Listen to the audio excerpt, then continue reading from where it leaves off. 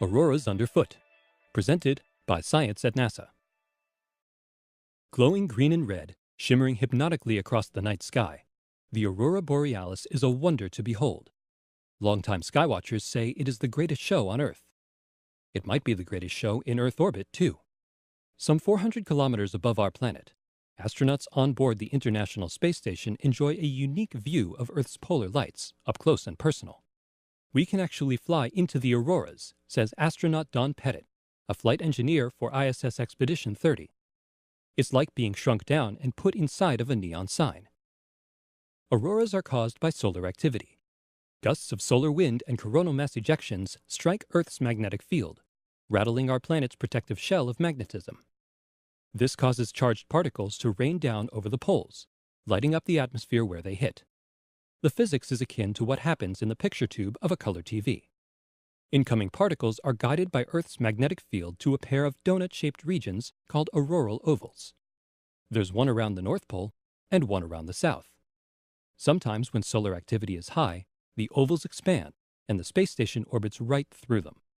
That's exactly what happened in late January 2012, when a sequence of powerful solar flares sparked a light show that Pettit says he won't soon forget.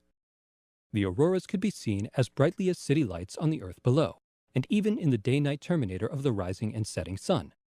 It was simply amazing. Pettit is a skilled astrophotographer. He and other members of the crew video recorded the displays, producing footage that officials say is some of the best ever taken from Earth orbit.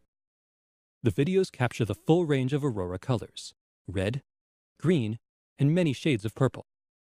These hues correspond to different quantum transitions in excited atoms of oxygen and nitrogen.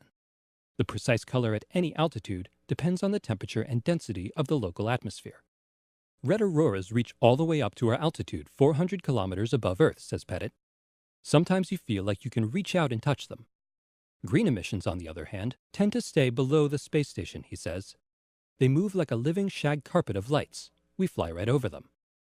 Surprisingly, Pettit does not find this unsettling. It is not disorienting to see auroras underfoot, he says. Perhaps it is because I have been up here so long. What he does find disorienting is the meteors.